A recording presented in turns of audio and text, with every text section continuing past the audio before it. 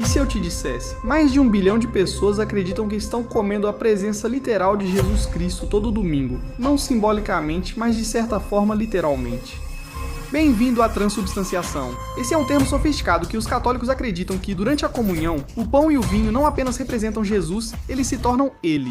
Agora, se isso parece mágica ou canibalismo ou algo assim, você não está sozinho. Por séculos, outros cristãos chamaram isso de canibalismo. Eles não só conversavam sobre isso, mas quase iam à guerra por causa disso. Essa crença dividiu igrejas, impulsionou a reforma, causou tumultos e desencadeou alguns dos conflitos religiosos mais sangrentos da Europa. Tudo por um conceito simples. Hoje vamos mergulhar nessa mina terrestre teológica. O que é a transubstanciação? Por que ela dividiu os cristãos por 800 anos e por que ainda é tão importante hoje em dia? E quer você veja isso como um mistério sagrado ou algum tipo de ritual espiritual estranho, depois que você entender, nunca mais verá a comunhão da mesma forma. Como católico, vou fazer o meu melhor para explicar isso da forma mais adequada possível, então sente-se, relaxe e seja bem-vindo ao acampamento da religião.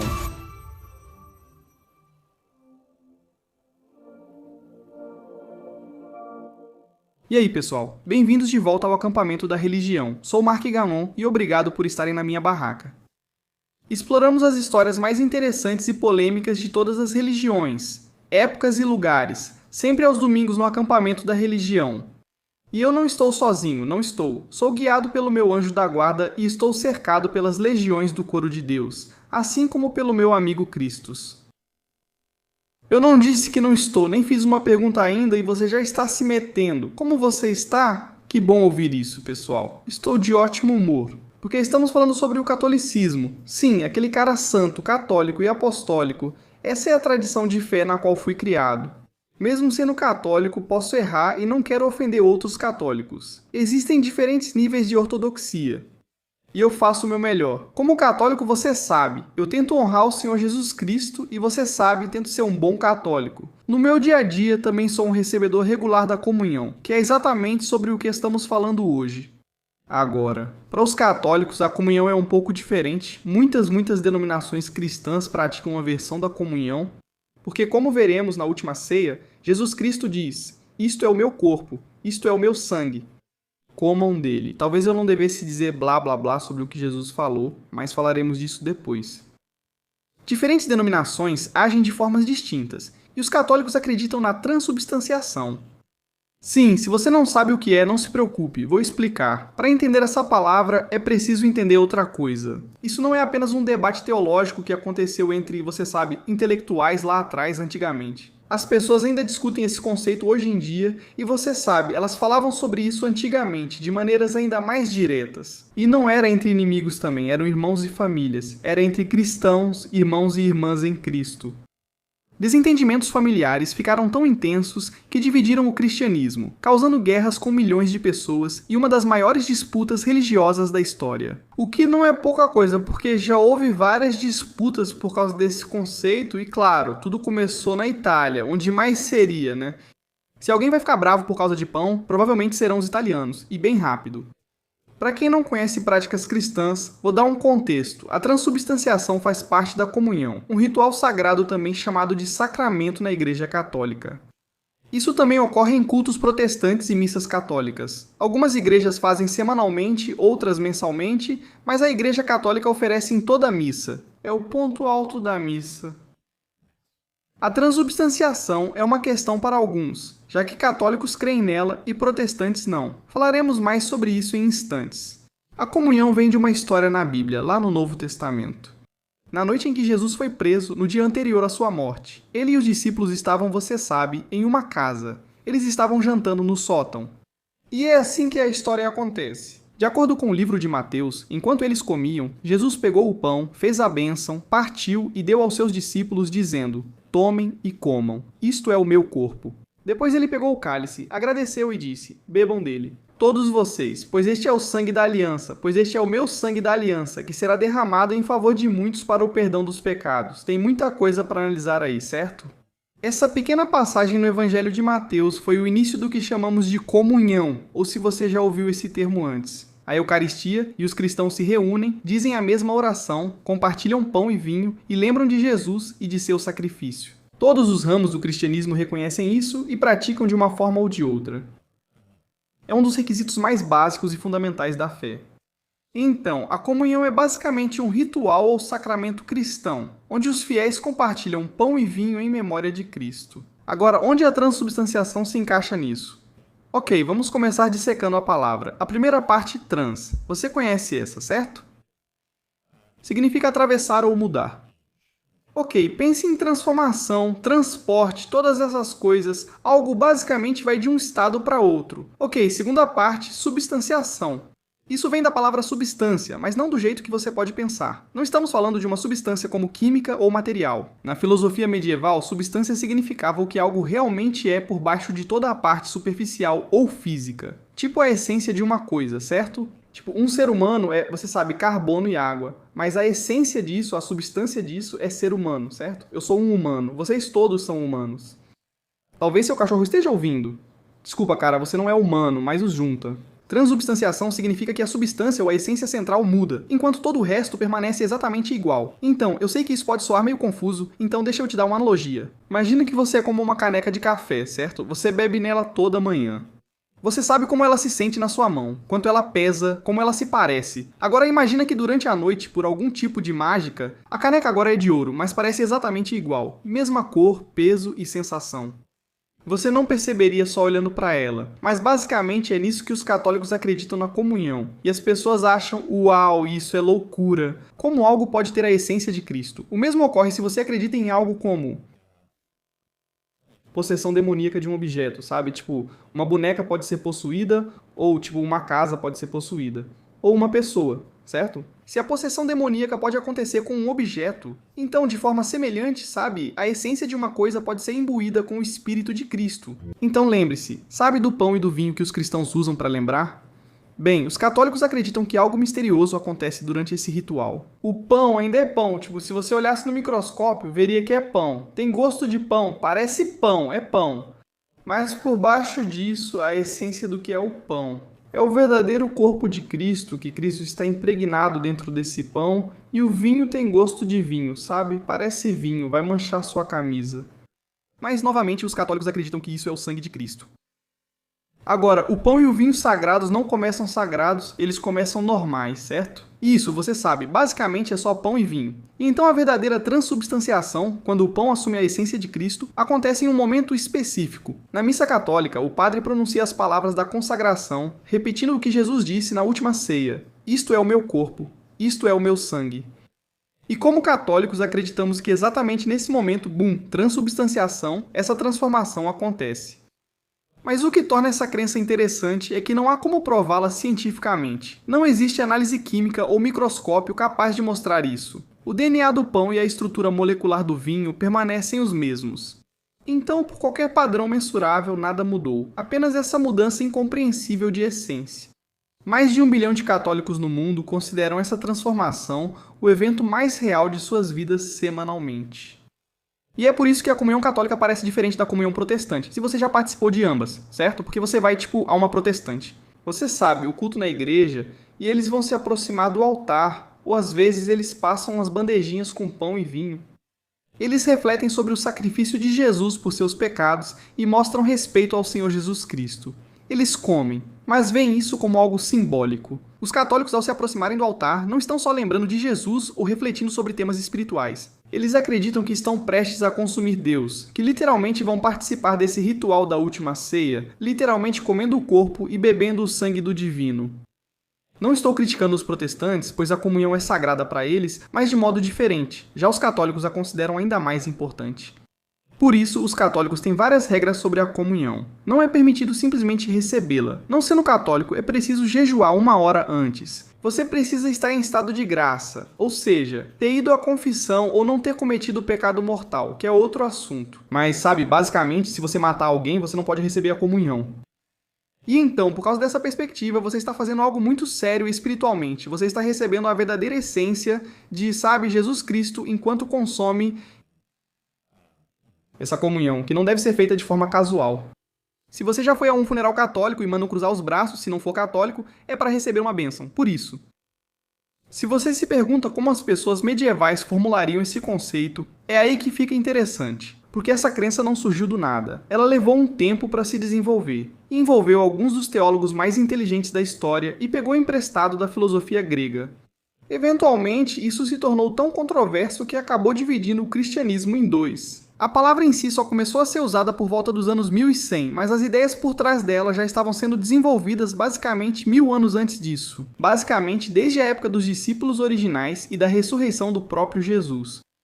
Quando a doutrina virou ensinamento oficial da Igreja Católica, em 1215, iniciou um dos conflitos religiosos mais explosivos da história europeia. Um que eventualmente levaria a acusações de canibalismo, como mencionei antes, então como exatamente chegamos nesse momento? Da última ceia com Jesus, compartilhando pão e vinho, até essa elaborada doutrina da Igreja sobre a transformação da substância? O desenvolvimento desse pensamento levou a algumas consequências. Então vamos começar do início. Jesus faz sua última refeição com os discípulos, pega o pão e diz: "Isto é meu corpo, isto é meu sangue." Mas a questão que intriga teólogos há 2000 anos é: o que ele realmente quis dizer? O que Jesus quis dizer quando falou: "Isto está certo?" Se você ler o texto, ele não está dizendo algo como: "Ei, pessoal, isto é um símbolo do meu corpo." Ele está dizendo: "Isto é o meu corpo." Então, nos primeiros séculos do cristianismo, a maioria das pessoas era geralmente bem tranquila. A igreja primitiva estava tentando entender exatamente o que isso significava. E sabe, alguns achavam que Jesus falava literalmente, enquanto outros pensavam que ele era simbólico. Isso não era um grande problema, pois os cristãos tinham preocupações maiores. Sabe, como Nero, basicamente, alimentando leões com eles ou queimando-os na fogueira por supostamente terem incendiado Roma, o que não é verdade. Mas a gente fala sobre isso em outro episódio, de qualquer forma. O Império Romano perseguia ativamente os cristãos, então debates sobre a comunhão não eram prioridade. Eles tinham problemas maiores para resolver. Os cristãos faziam o que Jesus mandou, compartilhavam pão e vinho juntos e lembravam do sacrifício. Quando o cristianismo foi legalizado por Constantino em 313, os teólogos precisaram resolver essas questões imediatamente. Se isso será a religião oficial da Igreja Católica Romana ou do Império Romano, o que isso significa? No final dos anos 200 e começo dos 300, a igreja precisou se organizar e estruturar mais, pois estava se expandindo e precisava de ordem. Eles precisavam concordar sobre crenças e decidir quais rituais e práticas fariam juntos. Agora, como essa religião católica global unificada, certo? Alguns líderes da igreja veem a comunhão e dizem: talvez Jesus não esteja sendo metafórico, mas literal. Um dos primeiros caras a realmente defender essa ideia foi um padre da igreja chamado João Crisóstomo, por volta do ano 400 d.C., e ele escrevia coisas como: "Não é o homem. Quem transforma as ofertas em corpo e sangue de Cristo é o próprio Cristo, crucificado por nós." Ainda assim, não era doutrina oficial, então regiões cristãs tinham interpretações diferentes. Algumas igrejas eram literais, outras simbólicas. Todos buscavam entender juntos. Os grandes nomes só apareceram por volta do ano 800, quando um monge chamado Pascásio Radberto. E basicamente esse cara escreveu o primeiro grande tratado teológico, argumentando que a comunhão realmente se transformava fisicamente no corpo e no sangue de Cristo. Ele não tinha paciência para esse papo de simbolismo, certo? Chega de conversa fiada. Jesus literalmente disse que era isso mesmo, mas ele não tinha a palavra transubstanciação na época, mas basicamente definiu esse conceito que conhecemos hoje. Naturalmente, isso gerou grande controvérsia. Outro teólogo, Rotrômono, respondeu com um tratado dizendo basicamente: "Você está maluco? É obviamente simbólico, essas coisas não estão realmente se transformando no corpo e sangue de Jesus." E assim começou um dos debates teológicos mais longos do cristianismo. E eu vou chamá-los, sabe, de time literal e time simbólico.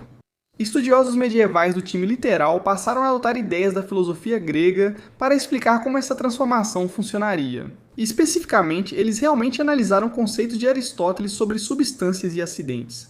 Aristóteles tinha essa ideia de que tudo tem substância, o que realmente é, e depois acidentes, que é o que parece ser. Então, uma maçã vermelha tem a substância de uma maçã. E os acidentes de vermelhidão, redondeza e doçura eu poderia chamar de substância. É como a identidade espiritual de algo. Os acidentes são as formas de manifestação no mundo físico. Então, os teólogos medievais pegaram esse conceito e meio que se apoiaram nele. E eles pensaram: perfeito, certo? A substância do pão se transforma no corpo de Cristo, e todos os acidentes, como o gosto, a textura e a aparência, permanecem os mesmos, certo? Quero dizer, filosoficamente, sabe, eles estão se baseando em Aristóteles. Se for aristotélico, eles pensam, beleza, faz sentido. Depois, alguns séculos mais tarde, nos anos 1100, a palavra transubstanciação aparece pela primeira vez. Ela foi criada por teólogos que precisavam de um termo preciso para esse conceito único. A Igreja Católica buscava definir o que os cristãos deviam acreditar, daí você. A necessidade de uma terminologia oficial e a transubstanciação entraram na lista. Então, em 1215, o Papa Inocêncio III e o Quarto Concílio de Latrão tornaram isso uma doutrina oficial da Igreja Católica. Não é uma crença opcional, não é tipo, vocês fazem isso, a gente faz aquilo. Não é uma opinião teológica, é oficial. Isso é o que a Igreja faz, então, mesmo que agora isso fosse uma doutrina centralizada da Igreja Católica e a Igreja basicamente tivesse dito que isso é o que o cristianismo acredita. Nem todos os cristãos concordavam totalmente. Então, novamente, diferentes regiões têm práticas diferentes, crenças diferentes e interpretações diferentes. E além disso, aqueles que estavam na Igreja Católica estavam sendo oprimidos e dominados pelos líderes, aqueles que tomaram todas aquelas decisões doutrinárias e sacramentais. E além disso, havia aqueles que estavam até mesmo dentro da Igreja Católica que sentiam que a Igreja estava começando a ficar burocrática e sobrecarregada. Então, as coisas no cristianismo primitivo aqui realmente começaram a se fragmentar e a transubstanciação agora faz parte disso. Também vale mencionar que nesse ponto, a Igreja Católica já havia declarado a transubstanciação como uma doutrina oficial. Já havia um cisma dentro do cristianismo europeu, então essa divisão entre o Oriente e o Ocidente, conhecida como o cisma. E isso aconteceu em grande parte por causa, você sabe, da autoridade papal, da verdadeira sucessão papal. Era em Roma ou era em Constantinopla? Havia cláusulas no credo niceno e divisões linguísticas e políticas, mas a teologia eucarística ainda fazia parte, embora não como você possa imaginar. Os cristãos orientais, basicamente como a Igreja Cristã Ortodoxa, ainda acreditam na presença real, mas eles nunca gostaram do termo latino transubstanciação, ou da forma aristotélica de enquadrar isso. E assim, a Igreja Católica Oriental vai enfatizar o mistério de que o pão e o vinho realmente se tornam Cristo, mas eles não entram muito nos detalhes de como isso acontece. Então, é mais ou menos aqui que a Igreja está até o ano 1500, e esse é um dos principais pontos da Reforma. Esse é outro grande cisma, pode-se dizer, que acontece dentro da Igreja Católica. Poderíamos fazer um episódio só sobre o cisma entre a Igreja Ortodoxa Oriental e a Igreja Católica, além da Reforma, que provavelmente abordaremos futuramente. Mas se você não sabe, a Reforma foi basicamente um grupo de teólogos católicos se reunindo e dizendo que as coisas que a Igreja Católica havia decidido como sendo a verdadeira crença e prática cristã estavam um pouco equivocadas. E foi isso que Martinho Lutero ficou famoso por pregar na porta da igreja em sua cidade, as 95 teses, ou melhor, a disputa sobre o poder e a eficácia das indulgências. Vamos falar disso em um episódio futuro. Mas basicamente você tem reformadores como Martinho Lutero, que como você sabe, era um padre católico, que basicamente diz: espera aí, essa coisa toda da transubstanciação saiu completamente do controle agora. Lutero na verdade não rejeitou totalmente a presença real de Cristo na comunhão, mas ele achava que essa coisa toda da filosofia aristotélica era exagerada. Outros reformadores, como João Calvino, foram além e defenderam uma visão mais simbólica. Existem outros reformadores como Ulrico Zwinglio que afirmou: tudo isso é simbólico. E é uma refeição memorial, não algum tipo de transformação mágica que acontece. De repente, o que era um desenvolvimento teológico lento ao longo de 1000 anos virou o ponto central que dividiu o cristianismo ocidental. Os católicos reforçaram a transubstanciação, enquanto os protestantes, em geral, a rejeitaram. E a briga estava apenas começando. Então agora, se isso não está claro, Martinho Lutero foi basicamente o fundador da fé protestante. Essas pessoas protestavam contra a igreja, e admito que com indulgências e outras práticas nos anos 1500, ela era assim. Eles exageraram, mas não era motivo para sair da igreja. Vamos lá, pessoal, estava fora de controle. Então o que acontece depois? Você tem católicos afirmando que estão comendo a presença real de Jesus Cristo no domingo e protestantes basicamente dizendo: ei, isso é loucura. E não demora muito para as pessoas começarem a lançar insultos. Sim, eles nos chamam de canibais, e é aí que as coisas ficam realmente loucas. Para esclarecer, a Igreja Católica, na minha opinião, é a original. São eles que realmente desenvolvem as práticas e as teologias. E você sabe, isso inclui a transubstanciação. E então, na época da Reforma, outros teólogos começam a reagir, e é aí que o cristianismo se divide. Então, todas essas denominações cristãs que você ouve por aqui, como evangélicos, batistas, reformados, unitários e metodistas, existem milhares delas, e todas são subconjuntos ou seitas. Seitas é uma palavra difícil de dizer, seitas do protestantismo. Então, assim como aquelas regiões antigamente, eles basicamente mantinham seu próprio jeito de fazer as coisas. E tem muito mais sobre isso que a gente provavelmente poderia abordar. Uma das principais questões é que você pode viver uma experiência divina com Deus rapidamente e ter um relacionamento pessoal com Cristo. E isso virou uma doutrina básica no protestantismo, mas rejeitando a ideia da presença literal. Então temos os católicos dizendo que eles, concordam com a transubstanciação. E aí, você tem os protestantes dizendo, ei, não é bem assim. Eu realmente não compro essa ideia, então você pode você pode perceber isso, certo? Como resultado, os protestantes começam a se assustar com a situação. Martinho Lutero, como mencionei, era um monge católico e tentou ser diplomático sobre a comunhão, mas outros reformadores protestantes começaram a resistir fortemente. Na verdade, panfletos eram distribuídos, como os dos canibais católicos, e até antigos romanos falavam deles. Parecia que tinham reuniões secretas para comer o corpo e o sangue e achavam isso loucura.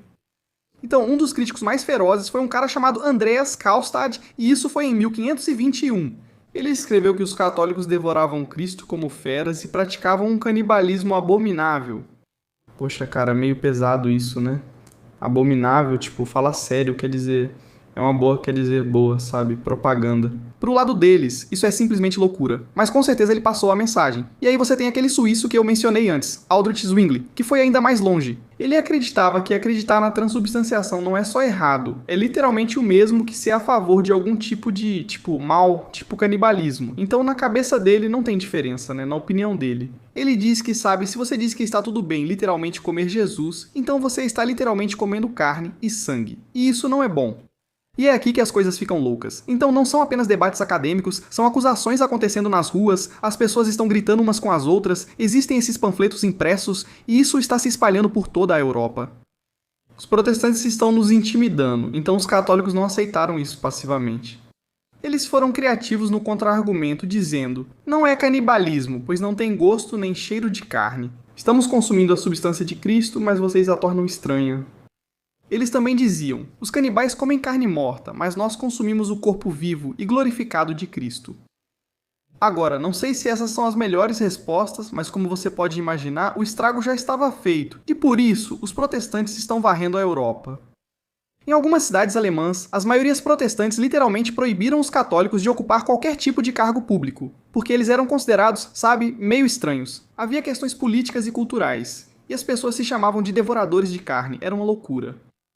Na Suíça, casamentos entre católicos e protestantes ficaram quase impossíveis. Comerciantes protestantes evitavam negócios com católicos, e proprietários protestantes não alugavam para famílias católicas. O tecido social dessas comunidades europeias estava sendo destruído não só por causa dessa doutrina, mas essa doutrina fazia parte disso.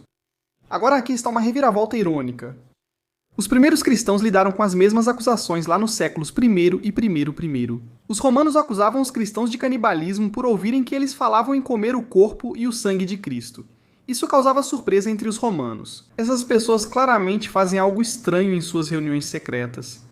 Então você tinha escritores cristãos como Justino Mártir, você provavelmente já ouviu esse nome, é daí que vem o martírio, e Tertuliano. Durante os anos 100 e 200, eles defenderam os cristãos das acusações de canibalismo, explicando que a comunhão não envolvia comer literalmente o corpo de alguém. Agora, mais de 1000 anos depois, católicos são chamados disso por outros cristãos. Agora, tudo isso culminou na Guerra dos Camponeses Alemães em 1525. E a Guerra dos Camponeses Alemães tem uma tonelada de fundamentos políticos. Isso meio que sustentou todo o tipo de guerra que aconteceu. Mas basicamente, camponeses protestantes, inflamados por muita retórica anticatólica, começaram a atacar igrejas e mosteiros católicos. Alguns literalmente entravam gritando coisas como canibal, blá blá blá, e tentavam destruir altares católicos. E isso já não era mais só um debate teórico, era praticamente uma guerra. Havia batalhas de verdade acontecendo, as pessoas estavam realmente ficando violentas. E essas são guerras religiosas que de certa forma dividiram a Europa por séculos. Quero dizer, centenas de milhares de pessoas morreram, e ainda falamos sobre isso até hoje. Quero dizer, podemos entrar em mais detalhes específicos, mas basicamente, católicos e protestantes continuaram lutando não só por causa da comunhão, mas por vários outros motivos. Então a Guerra dos 30 Anos, por exemplo, que devastou a Europa Central de 1618 a 1648, foi parcialmente alimentada por muitas questões doutrinárias entre católicos e protestantes, incluindo a comunhão. Isso é meio triste, né? Ambos amam Jesus, mas ainda assim brigam, entende? E os católicos realmente acreditam que estão participando do ato mais sagrado de todos. Eles estão literalmente tendo uma comunhão direta com seu Salvador, Jesus Cristo. Os protestantes realmente temiam ou achavam que os católicos haviam caído em superstição bárbara, com uma vibe quase pagã. Então, essa controvérsia não era apenas, um simples desacordo que ambos poderiam deixar de lado, era realmente um desprezo mútuo. Os católicos viam os protestantes como quem havia abandonado o presente de Cristo e uma forma de se comunicar com o Salvador. E os protestantes basicamente olhavam para os católicos como: "Ei, vocês são malucos!" E as linhas de batalha ainda existem até hoje, certo? A maioria dos protestantes não participa da comunhão católica, e os católicos ainda têm regras rígidas sobre quem pode receber a comunhão e participar desse ritual eucarístico. O que começou nos anos 1500 ainda influencia como bilhões de cristãos se relacionam hoje. Você pode pensar, ok, é uma história interessante, mas por que deveria me importar com uma discussão religiosa antiga? Entender isso explica por que católicos e protestantes se sentem diferentes hoje. Existem ainda outras questões. Não quero dizer que a comunhão ou a transubstanciação seja a única questão, mas há várias, e essa é uma delas. Quero dizer, às vezes eles parecem coisas completamente diferentes. Você entra em uma igreja católica e é tudo muito formal, reverente e cerimonial. Você tem o tabernáculo que, é algo muito sagrado. Ele abriga a essência real de Jesus Cristo e existe todo um ritualismo muito específico em torno disso. E aí você vai para uma igreja protestante e o pastor pode estar usando jeans. E tem música de show. As pessoas estão tomando café e há um elemento de comunhão, mas não é. É muito mais relaxado. E por que isso? É em parte por causa da transubstanciação. Para os católicos, quando o padre diz "isto é o meu corpo", não é só uma lembrança de Jesus. Eles creem que algo divino ocorre, e isso é muito importante. Por isso há tantas regras diferentes sobre comunhão, estado de graça e afins. Do ponto de vista católico, receber a comunhão indignamente é desrespeitoso e espiritualmente perigoso. São Paulo, no Novo Testamento, alertou que quem recebe a comunhão indignamente pode atrair julgamento para si mesmo. O que, parece que São Paulo estava, dizendo que essa questão da comunhão era algo realmente importante. Quando você acredita que está consumindo Deus e quer participar do ritual, não deve fazer isso de forma leviana. As igrejas protestantes consideram a comunhão um símbolo sagrado e memorial, mas não uma transformação real. Por isso, tem uma abordagem mais aberta. Você vai a uma igreja protestante e, se estiver lá, pode tomar a comunhão, ou pode participar ou não. E qualquer pessoa pode fazer parte disso, o que parece muito mais inclusivo. Porque para eles não é, a essência literal de Cristo. E é por isso que eu acho que há tanta diferença em como as coisas parecem quando você realmente entra em uma igreja católica em comparação com uma igreja protestante. Até o modo como as igrejas católicas são projetadas, tudo se centraliza no tabernáculo, onde está a essência de Cristo. Tudo! A arquitetura, os assentos, tudo é focado no próprio corpo de Cristo. Igrejas protestantes costumam ser projetadas em torno do púlpito ou palco, onde ocorre o sermão e o pastor fala.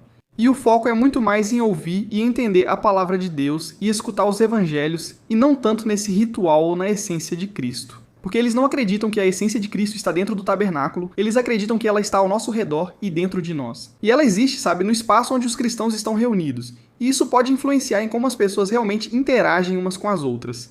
Católicos e protestantes, por exemplo, se um católico casa com uma protestante, podem surgir problemas relacionados à fé. Embora pareçam semelhantes por fora, o católico pode dizer: precisamos criar nossos filhos como católicos, ir à missa, estar em estado de graça e confessar para receber a comunhão. E a protestante diria: ei, isso é ritualístico demais e é uma forma muito supersticiosa de adorar. E aí você tem, uma garota protestante e chega um cara católico e ele diz: cadê a reverência, o ritualismo e o senso do que é sagrado? E de novo, isso não é só uma questão de preferência pessoal, são entendimentos fundamentais de como esse culto deve realmente funcionar, e isso vai além da igreja, certo? Hospitais católicos contam com capelães que levam a comunhão a pessoas em estado terminal que desejam receber a Eucaristia novamente. Hospitais protestantes priorizam oração e apoio emocional. Escolas católicas ensinam que a comunhão é sagrada e uma das coisas mais importantes da semana para as crianças. Enquanto os protestantes vão dizer, foque na sua Bíblia e no seu relacionamento pessoal com Jesus. O que, aliás, até acho que relacionamentos são como o protestantismo. E você sabe, o iluminismo escocês, onde? Se você realmente precisa ler a Bíblia para ter um relacionamento com Deus, que é meio que o que saiu da reforma. Então, como resultado, muito mais pessoas vão ser alfabetizadas. E quando mais pessoas são alfabetizadas, mais pessoas começam a pensar sobre as coisas. Você consegue compartilhar ideias mais rápido e, como resultado, você realmente tem coisas como o iluminismo escocês, que eu acho que estão diretamente relacionadas à reforma. Enquanto que dentro da fé católica era como se dissessem, ei, você não precisa ler ou escrever, porque nós vamos ler para você. Você sabe, a Bíblia, grande parte dela em latim. Mas então nós vamos explicar o que acontece. Você sabe, o padre, quando eu digo nós, o padre vai explicar para você exatamente o que está acontecendo nos evangelhos, na sua língua nativa. Quando protestantes falam em comunhão, é de forma simbólica, enquanto católicos se referem à Eucaristia ou missa de maneira mais ritualística. E a própria linguagem meio que revela a forma como eles veem essa coisa muito, sagrada que acontece durante o culto. E essa é provavelmente a principal razão de os católicos levarem a missa tão a sério, frequentando diariamente e nunca faltando aos domingos. Não é porque é você deveria ir, e é legal encontrar seus amigos. É olha, você realmente tem uma obrigação de ter um relacionamento direto. E uma conexão real, acho que você pode dizer, física com o divino. E é isso que acontece quando você recebe a comunhão, então é isso. Isso é transubstanciação, basicamente, certo? Não é? Eu sei. Provavelmente parecia uma palavra estranha da igreja que você nunca ouviu antes, mas essa é, no fim das contas, a grande diferença. É uma crença que moldou séculos da história cristã, causou batalhas, e 500 anos depois ainda é discutida. E, sinceramente, esse é só um exemplo de como crenças religiosas podem parecer abstratas ou irrelevantes. Mas, quando você realmente pensa sobre isso, isso molda muito da forma como você entende o cristianismo, certo? A arquitetura da igreja do seu bairro e o motivo de seus amigos católicos não faltarem à missa, mesmo cansados ou de ressaca. A tensão entre denominações cristãs, como católicas e protestantes, e por que os protestantes parecem mais abertos a diferentes pessoas, enquanto católicos podem parecer mais fechados. Tudo se resume à crença em torno da comunhão, e no fim das contas, apesar de tanta divisão, debate e briga. Acho que também é importante mencionar que, o que une católicos e protestantes, e há muitas coisas, mas uma delas é justamente o significado por trás da Eucaristia, certo? E que Jesus era o Filho de Deus, o Filho de um Deus vivo e amoroso, que você sabe, a segunda pessoa da Trindade, que se humilhou diante de nós como humanos, se sacrificou, morreu e ressuscitou. Para que todos, vivos ou já falecidos, fossem perdoados e reunidos com Deus, o Pai, certo?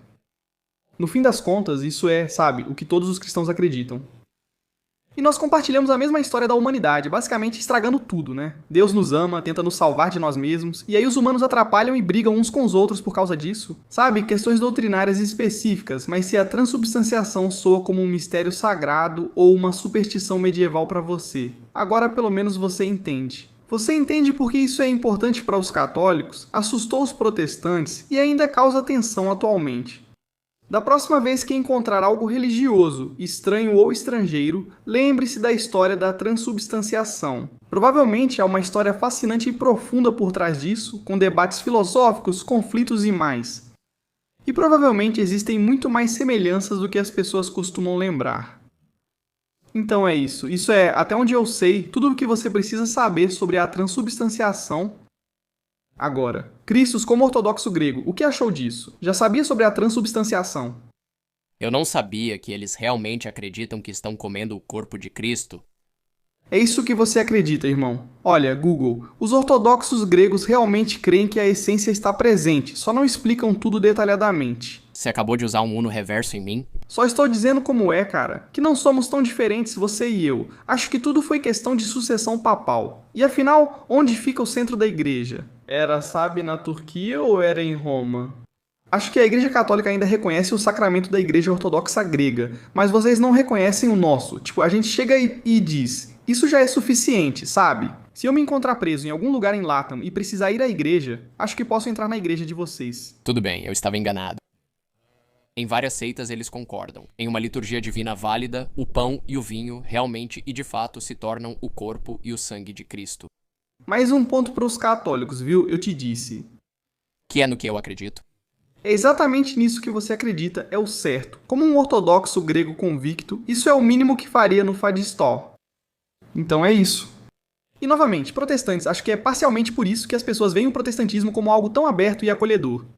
Porque é assim, todo mundo entra, todo mundo toma a comunhão, está tudo bem, sabe? Não precisamos traçar limites rígidos sobre isso. Porque eles não acham que é realmente Jesus, eles acham que é só um símbolo, e também é. Na verdade, já ouvi histórias, crescendo como católico, de que satanistas iam à missa católica e recebiam a Eucaristia. E depois levavam para casa e faziam rituais.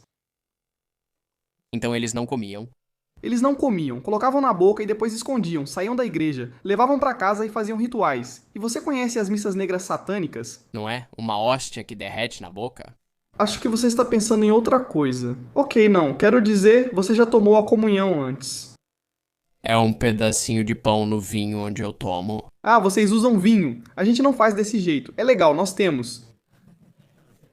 Quero dizer, é incrível, cara. É a essência literal de Cristo, mas não do jeito que fazemos na Igreja Católica. Seria tipo, você tem a estação do vinho. Aí você tem, tipo, todos recebem a comunhão. E se quiserem, podem pegar o vinho ao sair. Não, você pega um pedaço de pão no vinho e aí você realmente recebe um pedacinho de pão. Uau, eu sei que é assim que a gente faz na nossa igreja. Bem, tipo, tem um pouco de pão no vinho, mas você realmente não sente o gosto. É mais como se fosse só vinho mesmo. Tem uns pedacinhos. Quer dizer, um pouco, sim, tem um pouco, mas não é como se você pegasse um monte. Mas pra você são duas estações separadas ou é só uma? Você vai e pega o vinho com um pedacinho de pão do padre. E aí você desce. Tem uma cesta de pão que você pega. Uau, uma cesta de pão. É, tipo, xalá. É muito seco. Mas é grande, precisa quebrar. Não, já está tudo cortado e acho que outro padre te entrega. É pão de verdade? Pão mesmo? Não acredito. Bom, faz sentido. Não precisa ser hóstia, isso é só o que fazem agora, né? Porque é mais fácil. Mas tenho quase certeza. Pelo que eu entendo, um padre basicamente pode consagrar, tipo, qualquer pão e qualquer vinho. Os católicos levam isso tão a sério que até na hora de descartar. Porque se você pensar, nós consagramos o vinho, mas nem todo é consumido. O padre termina de beber ou ele é derramado na terra.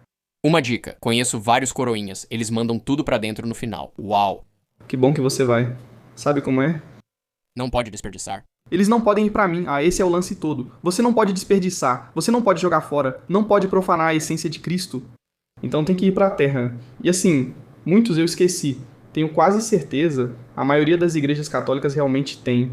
Tipo uma pia que vai direto pra fora, então tipo, vai ser tipo um cano que vai pro chão. Então eles podem despejar ali e aí vai direto pra fora. Se não me engano, eles meio que isolam pra que vá pra terra. Ainda estão desperdiçando? Não é desperdício, você enterra e devolve à terra. Se você diz, Não sou eu que digo, e sim a Igreja Católica, a única santa, católica e apostólica. Vamos lá, bebê. Mas de qualquer forma, se vocês são católicos e sabem mais do que eu, deixei passar alguma coisa. Se não são católicos e vieram apenas ouvir sobre história religiosa, o que aprenderam? Isso ajuda vocês a entenderem melhor como vocês sabem, católicos e protestantes se veem? Quero também reforçar que a transubstanciação não foi a única coisa que causou a reforma. Havia muitas coisas, as indulgências, e também vocês sabem como Maria e o Papa têm um monte de coisas. Sola Escritura, sola fide, você é salvo somente pela fé, sabe? Tipo, é a Bíblia. A única maneira de obter uma verdade real, sabe? É essa a única verdade de Deus, e etc. Então tem um monte de coisas, mas a transubstanciação é uma das principais. Enfim, muito obrigado por assistirem. Quero lembrar que o comentário mais votado deste episódio ganhará um brinde. Entraremos em contato e vamos te encontrar de alguma forma. Talvez isso não seja verdade, mas vamos te encontrar e enviar um brinde. O comentário mais votado será escolhido. Deixe seu comentário dizendo o que achou, aprendeu ou pensa. Nós lemos todos eles, então por favor sejam gentis. O acampamento religioso é o único lugar que me resta no mundo que me faz sentir seguro. Então, por favor, não estraguem isso de nenhuma forma. Muito obrigado por assistirem a mais um episódio do Acampamento Religioso e eu vejo vocês no próximo domingo, porque como dizemos aqui, a vida é melhor com fé. A paz esteja com vocês. E aí, pessoal, aviso rápido. Se você é fã do acampamento Gagnon ou do acampamento religioso, eu tenho uma ótima notícia, porque vamos lançar o acampamento de história. Isso mesmo. Este é o canal para explorarmos temas interessantes, fascinantes e polêmicos da história, certo? Você deve conhecer Benjamin Franklin, Thomas Jefferson, Nikola Tesla, figuras históricas que provavelmente estudou na escola. Mas aqui não são chatos. Não, como você sabe, fui criado por um teórico da conspiração. Então vou mergulhar fundo em todas as relações sociais interessantes, estranhas, ocultas e secretas que todos esses homens famosos e influentes do nosso passado em comum têm. Se tiver interesse, inscreva-se no canal do YouTube pelo link na descrição ou nos comentários. No Spotify, os episódios também serão lançados, mas inscrever-se não se aplica. Apenas vá lá e nos dê uma avaliação alta, porque isso realmente ajuda. O programa